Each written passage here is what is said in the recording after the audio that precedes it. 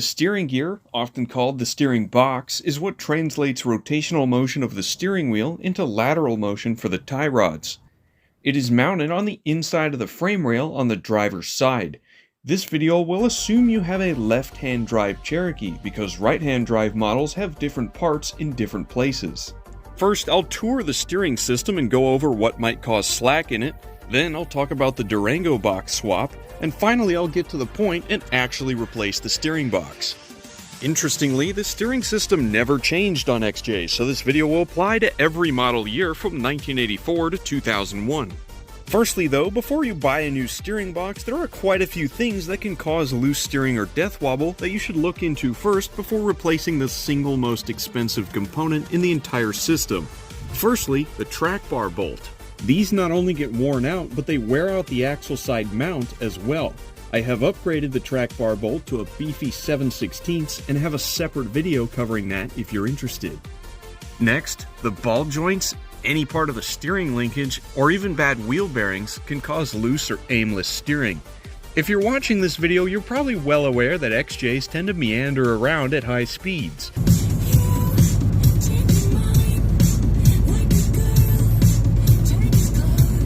To an extent, it's just a side effect caused by a ball pinion steering setup, but if your steering has more slack in it than my ex's, dignity, then I reckon there's probably something wrong with your steering system. A lesser known cause is bad joints in the steering shaft. If these mini U-joints or the slip joint have any play in them, that'll screw with your steering for sure. One final thing you can do to procrastinate on this project is tighten the adjustment screw on top of the box very carefully and by small amounts. Too tight and you'll blow out the seals and destroy the box, but if you're at this point, it's better to just get a new steering box. Be sure to first check and verify or replace all the other essential components before throwing new parts at it. That being said, you might be inclined to upgrade your steering box to one from a 98 or 99 Dodge Durango. There's a few forums out there from people who claim it bolts on, and while the holes may line up, yes, you do need a thicker spacer. However, don't even bother checking the description because plot twist, the Durango steering box is not an upgrade. It seems to be a really sensitive topic of debate among XJ owners. Some praise its godly performance and others say it's a waste of time. The fact is, the Durango box uses bushings in place of bearings and is not intended for use with a solid axle. So in my experience, although I haven't had any issues with it, it's not any better than the stock box I took out of here, and I did lose a bit of turning radius. So I'm going to be replacing this Dodge Durango steering box with a stock XJ replacement from Redhead Steering. Here's all the tools we're going to need for the job. You're going to need sockets from 8mm to 3/4. We're also going to need a 33mm socket. You're going to need a 3/4 inch wrench, 16mm wrench, and a 18mm flare nut wrench. Vice grips are going to come in very handy, along with a whole bunch of different extensions. You're going to need some sort of pry bar. A flathead screwdriver will work though. Hammers, either a dead blow or a mallet, are going to be very helpful. You're going to need a PITMAN arm puller. These can be rented from your local auto parts store and you can return them for a full refund. We are going to need a jack and jack stands as well as a drain pan. Breaker bar or cheater bar is going to help a lot. You're going to need a torque wrench, and although not technically required, an impact gun is going to be your saving grace in this project. I can't imagine doing this without an impact gun, so if you don't have one, borrow one from your neighbor or something. Lastly, of course, you're going to need power steering fluid. From the factory, the XJ requests PSF +4, but they're not at all picky about what type of fluid you use. This is just some universal stuff from Walmart. You can actually even use transmission fluid if you want. Importantly, you will also need a second person.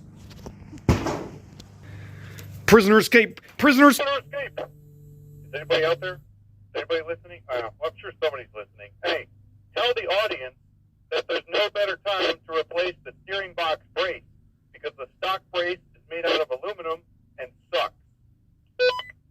The very first thing to do is, of course, set the parking brake. And if you're working on a 97 or later model, we need to make sure the steering wheel isn't turned accidentally while we're messing around up front, because you can actually damage the clock spring. An easy way to prevent it from turning is to route the seatbelt through it and latch her into place. If you happen to still have the factory engine shield or skid plate, you'll need to get those things out of the way first. This will free up a whole bunch of room and make your life much easier. Optionally, you can remove the airbox and the electric fan for some more working room. It is totally possible to do this without taking these things off, but for filming purposes and so I'm not getting my arm caught in all these tight places, I'll get them out of the way.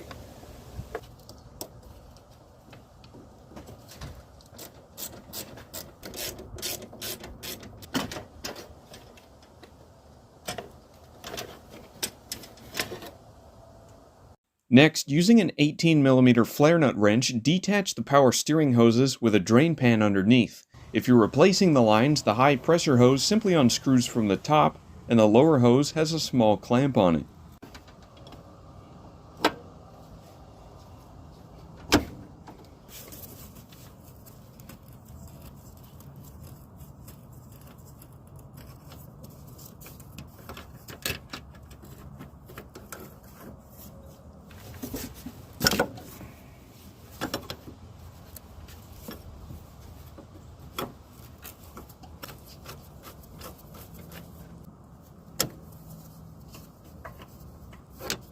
Detach the intermediate steering shaft by loosening this bolt here on the end.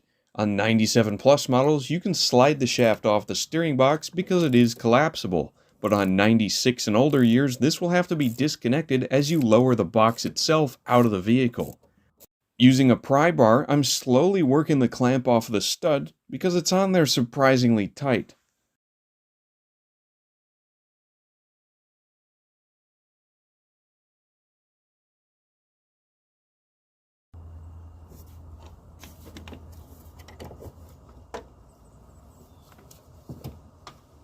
If you don't have an impact gun, now's the last chance to crack the Pitman arm nut free because our next step is to raise the vehicle and take off the driver's side wheel. If your XJ is at stock height, you will need to detach the sway bar links because the sway bar naturally rests below the Pitman arm nut.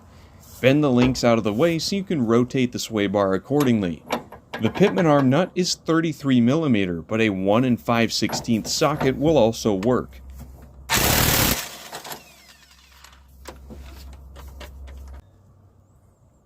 Now slide the puller in place and tighten it down.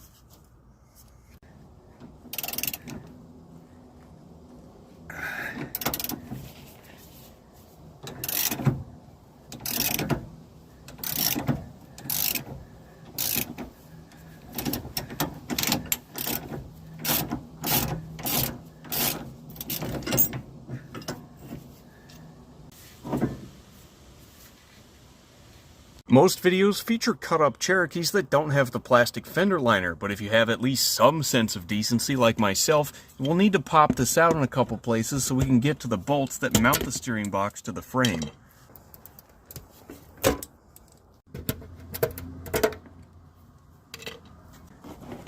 You don't have to remove the bumper cap, I just have this off here because I can fit the camera in here better without it. Here are 3 16mm bolts threaded into the steering box. Using a combination of extensions and U-joints, you can fit a ratchet up here and loosen these. I take out the top one first.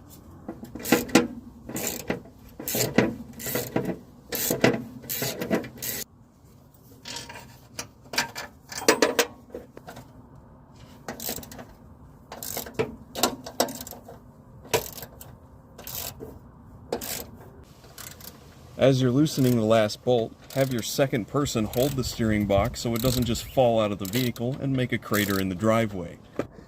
Okay. Yeah, that'll just rest there. Oh, okay. Well, yeah, now you can lower it out of there if you want. Good. There you go. Oh yeah, and there's going to be fluid in it. Okay. It's at this point you need to disconnect the steering shaft from the box if you have a 96 or older XJ.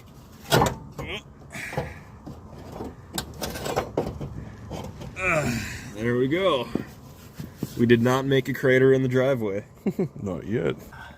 Don't forget to inspect the steering box brace, which is known to crack under heavy use. This is an excellent opportunity to upgrade it. This one here is from Ironman 4x4 Fab and has thicker spacers for the Durango box. Although I'm going back to a stock box, I'm going to keep this spacer because it's thicker and therefore stronger. And also it says USA on it, which means it's better. Compare the boxes and make sure each one has the same ports, attachments, and bolt holes. Just looking at the redhead box, I can tell they don't screw around and build their parts like they'll use them in their own Jeeps. A warning specifically states not to adjust it. Duly noted, and with the tags off, we can install the new box. On 96 and older models, you'll have to first attach the steering shaft before you mount the box in place. It is kind of tricky, but your second person is going to hold the steering box in place, and you're going to be responsible for lining up the spacer and threading in one of your bolts. Make sure your spacer is in position, align a bolt, and thread it in. These bolts are torqued to 65 foot-pounds.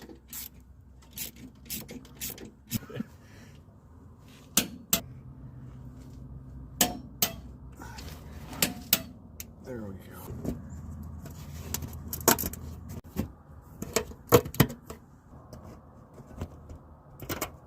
The Pitman arm can be challenging to slide on. It only fits one way, thankfully, and is torqued to an impressive 185 foot-pounds. Now, my torque wrench doesn't go up that high, and my impact gun is rated for 200 foot-pounds, so I just gauged it using that. So I could only fit the Pitman arm on far enough to just get the nut. I couldn't also fit the locking washer.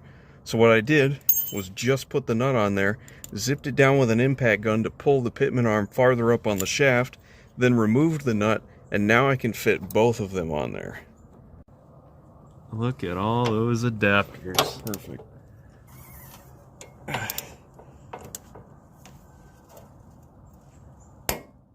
Okay. If you had to disconnect them earlier, reattach the sway bar links. The steering shaft is up next. Actually getting it on was more of a chore than you'd think, so grabbing it with vice grips to act as a hammering surface helped slide it on all the way. Be careful doing this. You need to make sure the splines are perfectly lined up. Obviously don't start hammering it until you're certain it's at least started. Look at that. Perfect. This too only fits on one way. The steering shaft, you don't want to hammer it on all the way. You can see how there's a tiny bit of a gap there. That's so that the shaft can rotate and the box is obviously going to hold still. So if those are rubbing right against each other, it's not really going to work. So the next step is to tighten down that bolt to 33 foot-pounds. Plug in the power steering hoses and be extra careful not to cross-thread these, because their absolutely favoriteest thing in the world to do ever is cross-thread. It's like they're sentient, and their sole purpose for existing is to cross-thread. With the wheels still off the ground, add some power steering fluid. Leave the cap off, put the key to the off position, and rotate the steering wheel back and forth lock to lock about 15 times. It will be pretty difficult at first, but as fluid circulates through the system, it'll get lighter. Periodically as you do this, check the fluid level and add more as needed. XJs aren't at all picky about what type of fluid the power steering system uses. Chrysler recommends any universal PSF plus 4, but if you don't want to run to the store to pick some up, no, you can actually use Dexron 3 or an equivalent transmission fluid instead. Now we can put the wheel on, lower the vehicle, torque the lug nuts, install the electric fan, and put the airbox back in.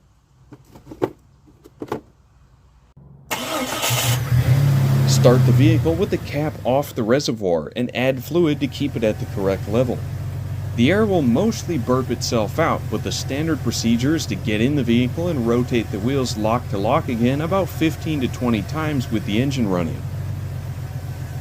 Redhead recommends letting the system sit unused for 20 hours before you go driving, so this is a good point to end off for the day and save the test drive for tomorrow. But if you're me, screw waiting, I want to drive this. I can't wait for this. Look at how easy that is. Oh my god. And I'm at a standstill. It's like I didn't even have power steering before. Oh, yeah. I'll just ignore that. Technical difficulties. Alright, here's the test. There's like 3 roundabouts in a row here.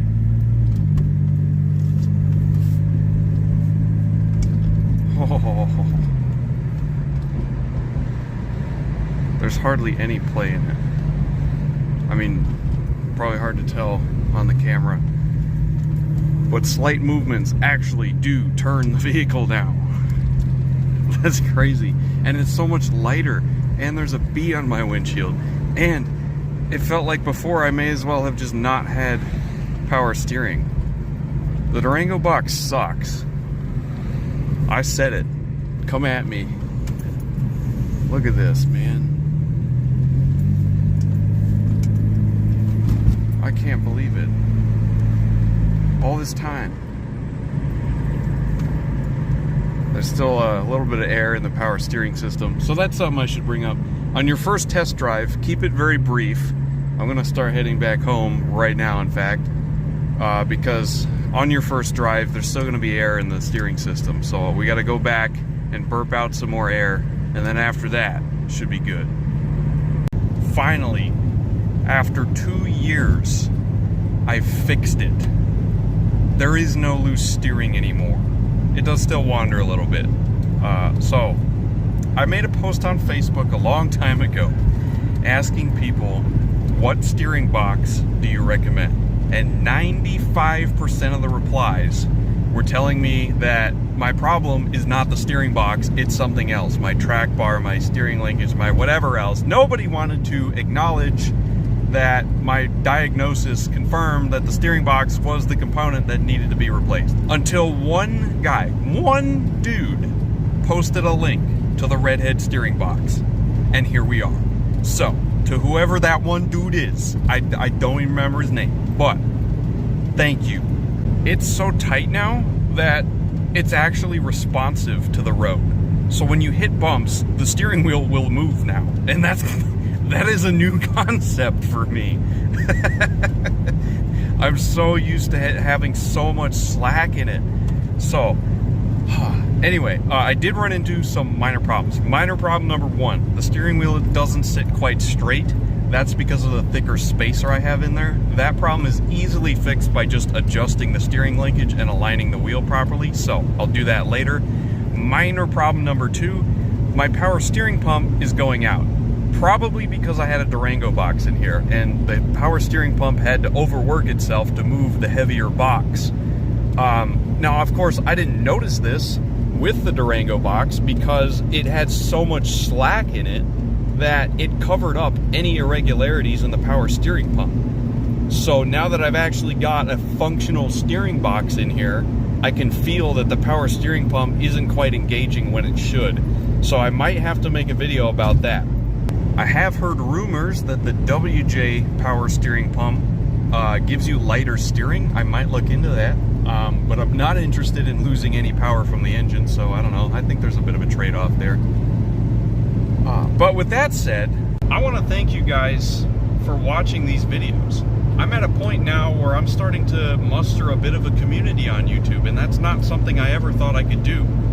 So, you don't have to like, you don't have to subscribe, you don't got to do anything. Just the fact that you watched this video and are now listening to me at the end, that is awesome. So, I'm in a bit of a chaotic point in life right now. I don't really know, like, I don't even know what state I'm going to be in next week. So, I have no idea what's going on. Because of how chaotic everything is, there's no guarantee that I can keep making these videos, unfortunately. So, on the off chance I die, I want to thank everybody. And best of luck to anyone out there replacing the steering box.